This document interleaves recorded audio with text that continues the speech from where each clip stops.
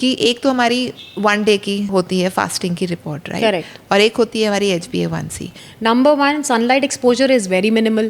किसकी रिपोर्ट ज़्यादा मायने रखती है? We all know the answer to this. सो अपने लाइफस्टाइल कैसे चेंज करें जिससे वो ये See, उसको वो आ गया, अच्छा ये तो थोड़ा सा ही बड़ा हुआ है, अच्छा ये कुछ नहीं है, इसको छोड़ते हैं हम, है ना, अभी देखते हैं। आजकल ये बहुत ट्रेंड है कि एक बार रिपोर्ट आ गई तो उसको ChatGPT में डाल दिया। You can gym all you want, but if you're not eating right, nothing's going to happen. Right, absolutely, so true. Hi and welcome to my today's podcast, which is very special. Today I have a guest who is one of the most important person in the healthcare industry. Though they work in behind the scenes, but trust me, their diagnosis really matter to all of us. I have Dr. Sakhi, who's a pathologist and who has been working since last 15 years plus. Hello, doctor. Thank you, Anvita. Thank you for having me. Pleasure. I'm really happy to be here, and I'm truly excited to talk about something that affects all of us, which is our health reports. आपको बहुत लोग ये question पूछते होंगे कि as a pathologist what do you think कि हमें एक साल में कौन से ऐसे इम्पॉर्टेंट टेस्ट हैं जो ज़रूर कराने चाहिए? It's a very good question. Test तो बहुत सारे हैं, but namely CBC, lipid profile, fasting sugar, liver panel, kidney panel and various vitamin test. आप ये समझें कि ये टेस्ट कराने इसलिए ज़रूरी है, जैसे आप गाड़ी की सर्विसिंग कराते हैं वैसे ये आपकी बॉडी की सर्विसिंग के लिए ज़रूरी है. हमें पता चलना चाहिए हमारी बॉडी कितना सही काम कर रही है. What are the most commonly ignored warning signals जो हम लोग ब्लड रिपोर्ट्स में इग्नोर कर देते हैं? देखिए, जो चीज़ें इग्नोर होती हैं बड़ी कॉमनली, आपने टेस्ट कराया, आपकी report kind of normal I, but बहुत हल्का सा हीमोग्लोबिन कम है, बड़ा हल्का सा कोलेस्ट्रॉल रेज्ड है, शुगर बहुत हल्की सी रेज्ड है, वो हम अपने आप को बोलते हैं बहुत मार्जिनल है, कुछ वो नहीं है. पर आप याद रखें वो वार्निंग साइंस हैं. पहले रिपोर्टें आपके कान में विस्पर करती हैं कि कुछ दिक्कत है. आप उनको इग्नोर करते हो, फिर वो सिम्टम्स बन के चिल्लाती हैं कि अब आप पूरे बीमार पड़ चुके हो. Absolutely. So that is very important. Usually क्या होता है कि आजकल इंडिया में स्पेशली लोग टेस्ट करवा लेते हैं, खुद ही रीड कर लेते हैं, उन्हें लगता है कि सब कुछ ठीक है and they do not reach the doctor, right? So ये सवाल उन कॉमन लोगों के लिए है जो लोग डॉक्टर तक नहीं पहुंचते, फिर भी उन्हें क्या रीड करना चाहिए, और अगर उन्हें वो गलत लगे तो ऑफ कोर्स डॉक्टर के पास जाना चाहिए. देखिए, एक बड़ी बेसिक सी चीज़ है. ऑफ कोर्स ये ह्यूमन नेचर है, आपके सामने रिपोर्ट आई, आप खुद रीड करने की कोशिश करोगे, विच इज़ राइट. तो आपने क्या करना है, आपने वहाँ साइड में मेंशन्ड रेफरेंस रेंज देखनी है, उससे अपनी वैल्यू देखनी है कहाँ मैच करती है. लो वैल्यू देखें, हाई देखें. इससे भी इम्पॉर्टेंट बात है कि अगर आपने पहले टेस्ट कराए हैं या आप कंटिन्यूसली कराते आ रहे हैं, तो आप अपनी वैल्यूज़ के ट्रेंड देखें, वो ट्रेंड बढ़ने पे हैं कि घटने पे हैं. इम्पॉर्टेंट ये है. फिर जो हम सब करते हैं, गूगल बाबा, आइए फटाफट गूगल करें. आप गूगल करें, गूगल से आपको बेसिक इन्फॉर्मेशन मिलती है, फाइनल जज डॉक्टर ही है, राइट? सो ये बात हमें याद रखनी है. सो टेल मी, क्या actually initial science of being a diabetic person और थायराइड और PCOS, क्या ये हमें अपनी रिपोर्ट से पता चल सकता है? Very initial science. बिल्कुल. जो ये तीनों डिजीज़ेस जो आपने मेंशन करी, चाहे वो डायबिटीज़ हो, चाहे वो PCS हो या थायराइड इम्बैलेंस हो, ये तीनों बहुत जल्दी इवन डिजीज़ के सिम्टम्स मैनिफेस्ट होने से पहले, specially in case of diabetes years पहले, with thyroid is a small test called TSH, वो आप कराओ, आपको फटाक से पता चलता है कि आप किस तरफ जा रहे हैं. And PCOS before the infertility और the irregular periods set in, उससे पहले ही आपको पता चलता है that now I need to take care, I need to lose weight. So it's very important. कौन से टेस्ट हैं जिससे हमें एक साइन मिल सकता है? लेट्स स्टार्ट विद डायबिटीज़ के लिए आप सबसे पहले फास्टिंग शुगर है आपके लिए, राइट? साथ में है आपके HbA1c जो है ग्लाइकेटेड हीमोग्लोबिन, वो बेसिकली आपके 3 महीने की ब्लड शुगर क्या रही है बॉडी में वो दर्शाता है. वो बताता है कि आपने पिछले 3 महीने से क्या खाया है, क्या पिया है, राइट? तो आप झूठ बोल सकते हैं, आपकी रिपोर्ट झूठ नहीं बोलेगी. बिल्कुल सही बोल रहे हैं आप. तो मुझे ये बताइए, जैसे a very interesting question which came into my mind, कि एक तो हमारी 1 डे की होती है फास्टिंग की रिपोर्ट, राइट? Correct. और एक होती है हमारी HbA1c. तो किसकी रिपोर्ट ज़्यादा मायने रखती है? देखिए, सिंस आई ऑलरेडी मैंशनड, वो 3 मंथ का ग्लाइसीमिक कंट्रोल बताता है, so obviously HbA1c has higher value. तो वो एक चीज़ है जो हमें बिल्कुल देखना है। जनरली वो 5.7% से नीचे, we feel that the person is fine. What about PCOS? PCOS के लिए जो हम टेस्ट कराते हैं, mostly they are high free testosterone, साथ में आपके एंड्रोजन्स हो गए, उसके बाद इंसुलिन हो गया साथ में। We also check the thyroid to see the thyroid imbalance. Apart from the pathology aspect there are ultrasounds etcetera, so it's very easy to diagnose. आजकल लोगों के लाइफस्टाइल इतने ख़राब हैं, तो क्या ब्लड टेस्ट के थ्रू कुछ ऐसे मार्कर्स हैं जिससे हम ये डायग्नोज कर सकते हैं that yes the lifestyle is wrong and people can get aware and probably take a correction? Absolutely. So lifestyle, सारी जितनी भी डिसीजेज हैं आजकल, देर बेसिकली लाइफस्टाइल डिपेंडेंट। उसमें सबसे पहले आपका हो गया लिपिड प्रोफाइल, वो हो गया, फास्टिंग शुगर हो गया। शुगर, लिपिड, लिवर एंजाइम्स, ये सबसे पहले बिगाड़ते हैं once your lifestyle is a problem, and then the body gets inflamed, so the inflammation markers come in to play, like C reactive protein etcetera. So all these markers are very suggestive of that, you know, you have a bad lifestyle, you need to alter it or modify it. Right, interesting. आपकी रोज़ की बहुत सारी report studies होती होंगी. So tell me, vitamin D, especially in us Indians, how common has it become? See, it is very common because number one, we are all avoiding the sunlight. So Right. that we are very aware. So Bilkul. why do we have the problems? Why do we have these vitamin deficiencies? Number one, sunlight exposure is very minimal. Second, lifestyle alteration, the kind of food we are consuming. So there are bound to be vitamin deficiencies. And what are the top 3 deficiencies which you commonly see? Yes, we have talked about vitamin D. So In women? In women, let's start. Okay. So basically, in women of reproductive age or any age, the most common deficiency in our country is iron. Oh. Yes, because we're menstruating females, and then our diets are purely vegetarian. So we don't really take up, that amount of iron. So one is iron. Second, we spoke of the vitamin deficiencies, vitamin D, vitamin B12. And, they manifest as क्या है, हमें थकान की बहुत complaint है सब लोगों की. थकान हो रही है, मूड स्विंग्स हो रहे हैं, बाल झड़ रहे हैं. ये बहुत ही लेडीज़ की बहुत कॉमन प्रॉब्लम्स हैं. Absolutely. सो अगर इनमें से कुछ भी है, so you should get your self tested. Okay, जैसे आप बात कर रहे हैं कि हम लोग क्या आयरन डेफिशिएंसी के लिए सिर्फ HB को देखते हैं, आयरन को देखते हैं, कि फेरेटिन डिपॉजिट को देखते नहीं, हैं? We see there is an entire iron profile. उसमें TIBC, ट्रांसफेरिन, फेरेटिन, ये सब होता है, which is more clinical terms. But एक ले मैन के लिए आपका हीमोग्लोबिन और हिमाटोक्रिट क्या है उससे, और MCV स्पेशली, वो एक माइक्रोसिटिक एनीमिया को इंडिकेट करता है. जनरली विमेन में वही होता है. अगर विटामिन B12 डेफिशिएंसी है, then it will be a macrocytic anaemia. So it can be diagnosed by simple CBC. What are the 3 main deficiencies which you see in males? Similarly, not apart from iron not so much, but vitamin D, B12, yes. ये तो है ही ये है, हैं मतलब हमारी society में. Deficiencies, और मतलब यही है बेसिकली. तो And what about kids? Nutrition, obviously we get the test done. Why? Because हमें उनका न्यूट्रिशन, इम्यूनिटी चेक करना है, ग्रोथ प्रॉपर हो रही है कि नहीं हो रही है. So we check we check thyroid, we check the vitamins, we check whether anaemic है कि नहीं बच्चा, which is very common in this age group. Right. So again the same kind of test. आजकल लोग एलर्जी टेस्ट भी बहुत करते हैं, right? Lactose intolerance and wheat allergy. So which is the first test अगर किसी ने, क्योंकि आजकल लोगों को काफ़ी ब्लोटिंग होती है एंड यूजली डॉक्टर्स प्रिस्क्राइब कि ना ग्लूटेन देखिए करा लो बहुत है, कॉमन हो गया है काफ़ी, और बच्चे की ग्रोथ में भी फ़र्क पड़ता है. सो उसके लिए एक anti-TTG टेस्ट आता है, वो बड़े आसानी से हमारी कंट्री में हो जाता है. तो आपने अपने रजिस्टर्ड मेडिकल प्रैक्टिशनर के पास जाना है. अगर वो आपको डायग्नोज करते हैं, देखिए अपने आप ना कराएं. अगर आपका क्लिनिशियन आपको बोलता है कि आपको ये कराने की ज़रूरत है, तो ये आराम से टेस्ट होता है, इसमें कोई दिक्कत नहीं है. And what about lactose intolerance? अगर किसी को है तो कौन सा टेस्ट उन्हें कराना चाहिए? Same as you said, allergy panel में ही डिटेक्ट होता है ये. Okay. So as a doctor, tell me, how can the Indian generation improve their deficiencies which is there and which is the most common which you really see?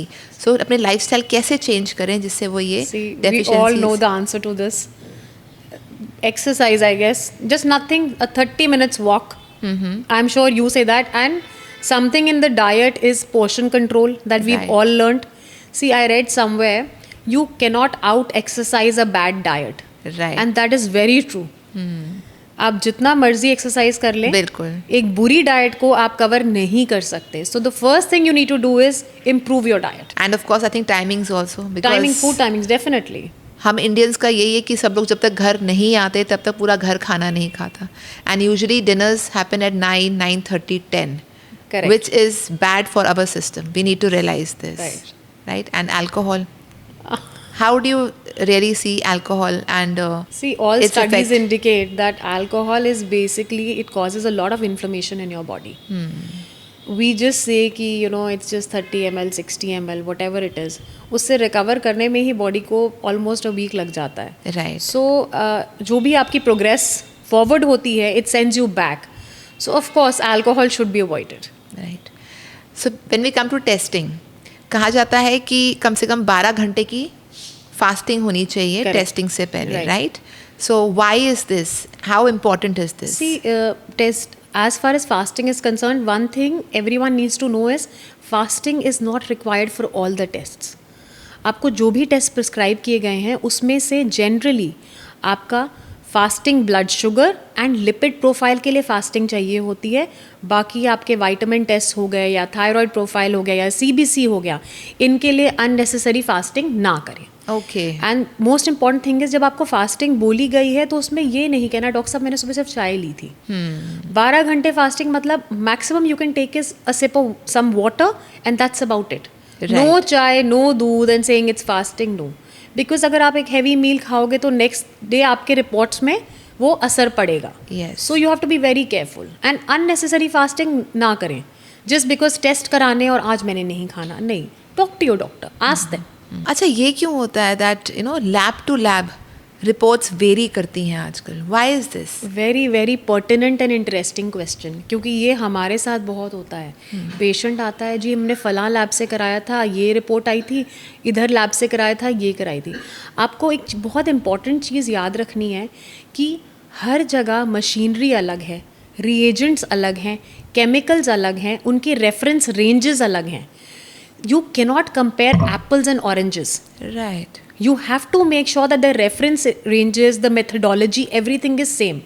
So before saying it, इस lab से गलत हुआ या उस lab से गलत हुआ, please make sure what you're talking. So the best thing is, आप एक कोई भी ट्रस्टवर्दी लैब जो आपको ठीक लगती है, आप वहाँ से टेस्टिंग कराएं and stick to it. Okay. So that आप खुद अपनी रिपोर्ट का ट्रेंड देख पाएं.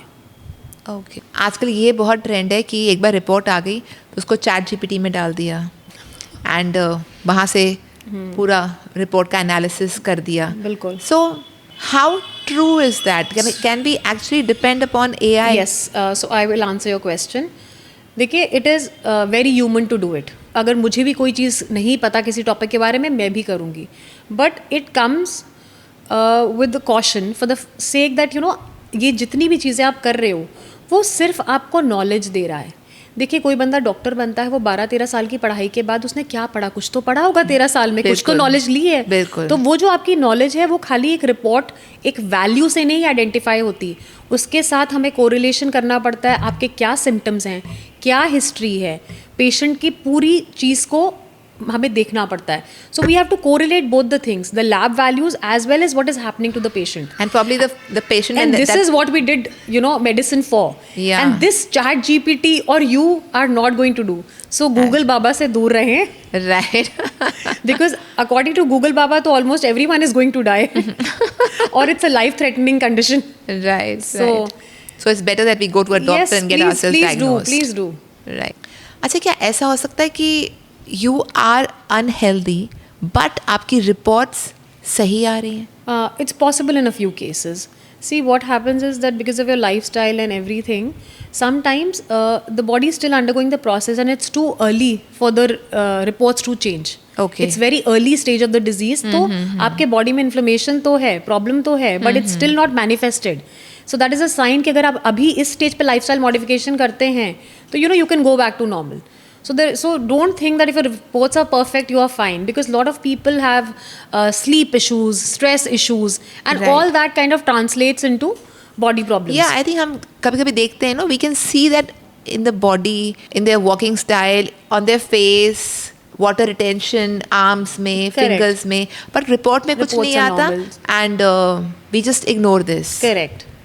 So I think it is important that we should not ignore this yeah. sign at all. इसीलिए it's important to listen to your body. Your body will always tell you the truth. So the day you feel that no, I need to get it done, I need to go to a doctor, go to a doctor. And how important do you think that diet is to improve? Though, I mean, I always say this, I but already coming told from you, a doctor, Anvita, you cannot out exercise a bad diet. That is my mantra for this interview. You just cannot, and I'm a prime example of it. right? I love to gym. It is like my haven, and over the last few years I've understood this thing. You can gym all you want, but if you're not eating right, nothing's going to happen. Right, absolutely, so true. अच्छा, usually बच्चे grow कर रहे होते हैं and parents avoid getting their blood test done. So which is the right age to start with regular blood test for children? See, parents ignore नहीं करते. I think it's more of an issue कि kids are scared of the needle. Yeah, बिल्कुल. It's हाँ. more of that. और तो माँ की ममता The जाग kids- जाती है और हम कहते हैं क्यों करना बेचारे So बच्चे I guess को. once they hit puberty is the right Okay. time just to check whether their hormones are all right, and the growth hormones are proper, and their nutrition is proper for their proper growth, for their proper immunity. So I guess around about that time, because उससे पहले तो बच्चे are all scared. वो हम बोलते हैं वो fever हो जाए तो भी नीडल डालना, मतलब रोज हॉस्पिटल में बच्चे रो रहे होते हैं. बिल्कुल, So बिल्कुल. it's and after hitting puberty उसके बाद कितनी देर बाद बच्चों को टेस्ट कराना चाहिए, like after I once a think year और yearly twice? is good enough. If you're not having Okay. any health issues, yearly for everyone is good enough. All right. Yeah. And what about senior citizens, like somebody who's above 60 plus? Similar. So, So just once a year? if there are no coexisting health conditions, heart disease नहीं है, liver disease नहीं है, अगर वो सब नहीं है तो yearly ठीक है. पर अगर वो सब है तो then आपके clinician आपके health के according वैसे ही बताएगा क्या करना है. Because in those cases you need to see the trend of the reports. Values ऊपर जा रही हैं, आपके हालत खराब हो रही है कि values नीचे आ रही हैं. Right. So for that it's very important. वो फिर आप clinician की ही सुने, बाकी किसी की ना सुने. ऐसी कोई चीज़ बताइए कि जो लोग एक्चुअली मिस्टेक करते हैं during their reports, their medical report जब टेस्ट करवाते हैं तो. ओके, ठीक है. So the most common thing is test तो हम करा लेते हैं, रिपोर्ट आपके हाथ में आ गई. सबसे ज़्यादा जो लोग इग्नोर करते हैं वो है बॉर्डर लाइन रिपोर्ट्स. ओके. ठीक है, उसको वो आ गया, अच्छा ये तो थोड़ा सा ही बड़ा हुआ है, अच्छा ये कुछ नहीं है, इसको छोड़ते हैं हम, है ना, अभी देखते हैं, चल बाद में करा के देख लूँगी. And then what happens is कि वो बात तो आता नहीं है, वो बात तो जब तक आता है तब तक आपकी डिजीज़ मैनिफेस्ट कर गई होती है. दूसरी चीज़, अगर वैल्यूज़ बॉर्डर लाइन भी नहीं है, हाई भी हैं, तो भी द थिंकिंग इज़ दैट चल आज जाते हूँ, कल जाती हूँ, देखते हैं. They do not go to their registered medical practitioner. It's very important that you go to your doctor. Right. And take care of it. Just to keep telling yourself कल जाएंगे, परसों जाएंगे, that's not the answer. आजकल cancer बहुत ज़्यादा आ गया है. So what are the first test? It's an excellent question, because I'll tell you one thing. बहुत कम लोगों को ये पता है कि पैथोलॉजिस्ट क्या करता है. उनके हिसाब से खाली ब्लड टेस्ट हुआ और काम ख़त्म. What they don't know is cancer detection is one of the specialities of pathology. It's called histopathology. Right. आपके बॉडी में कहीं पे भी कोई लंप है, कोई स्वेलिंग है, ब्रेस्ट में हो सकती है, गले में हो सकती है, ग्रोइन रीजन में हो सकती है, टांग पे हो सकती है, anywhere, the first thing that happens is we take a little sample, we insert a needle, take a sample. This test is called FNAC. Okay. Fine Needle Aspiration Cytology.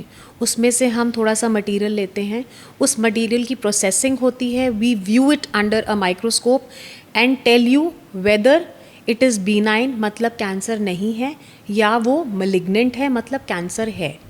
तो ये इतना लाइफ चेंजिंग प्रोसेस है जो लोगों को पता ही नहीं है कि पैथोलॉजी में काम क्या होता है. You're so right. बिकॉज जब तक हम क्लिनिशियन को या सर्जन को नहीं बताते कि इसको कैंसर है, उसका ट्रीटमेंट कैसे होगा.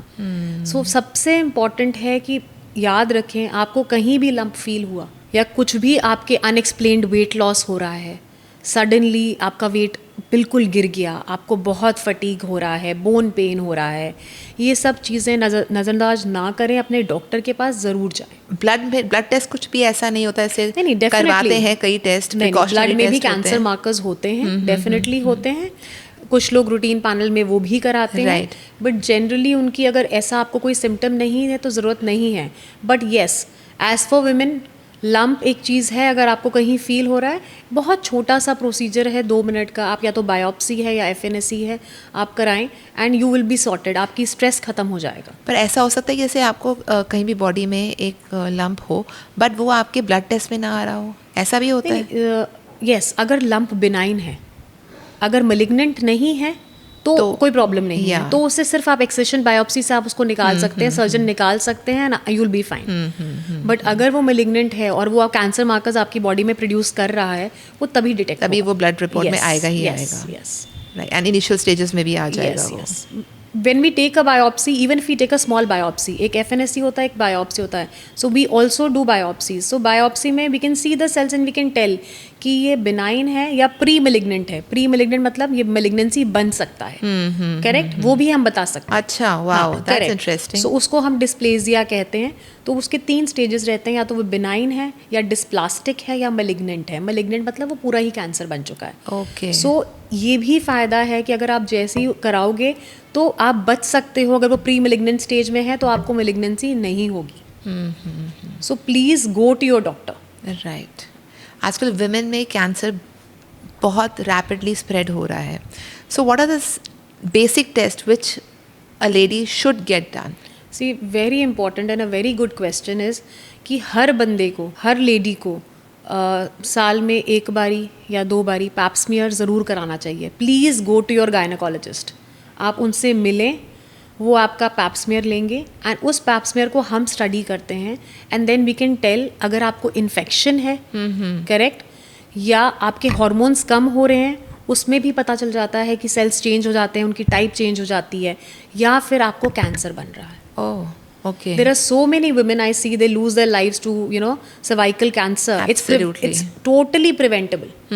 So it's and pap smear non-invasive है. Non-invasive meaning आपके it's like a brushing. आपको अंदर needle भी नहीं डालनी. So it's a very basic test. तो कितनी देर बाद कराना चाहिए pap smear test? See, generally I think they say 1 year. अच्छा, once a year. Once a we year should is get enough. it done. Yeah. Okay. So reports निकलने की कितनी देर बाद एक पर्सन को जाना चाहिए to a doctor? I think it's immediate. Immediate, so right? if there is a red flag in your report, You should. please make it immediate. Why do you want to wait? You are the most important person to yourself. आपकी गाड़ी पे scratch लगता है, आप फटाफट लेके जाते हो. This is your body, it's your temple. So I think any red flag and immediately you should consult your doctor. So Dr. Sakhi, let's start with a rapid fire. Absolutely. Right? Looking forward. Full body checkup or targeted test? Targeted tests, smart testing. Early testing or waiting for symptoms? Absolutely early testing. Lab reports or symptoms? What do you trust more? Both together. If reports are normal, you are healthy? Not always. Fasting is always required before blood test? Not. You can self-read your reports from Google? Doctor best judge है. One test people should not ignore? I think your glycated hemoglobin or HbA1c. One deficiency you see in almost everyone? Vitamin D. Most ignored warning signs in your reports? Low hemoglobin. Weight loss not happening. First test to check? Thyroid and insulin. Hair fall, most common deficiency? Iron. Fatigue all the time. What could reports show? Iron, vitamin D, vitamin B12, everything is deficient. PCOS, one key marker to track it. Insulin. One thing people ignore until it's too late. They do not go to the doctor. So true. Self-diagnosis. Absolutely. It was a pleasure having you here and I'm so happy and I'm sure मेरे audience को एक नया perspective मिला होगा towards checking of their health through this early diagnosis. Thank you so much, doctor. Thank you for having me, Anvita. Thank you.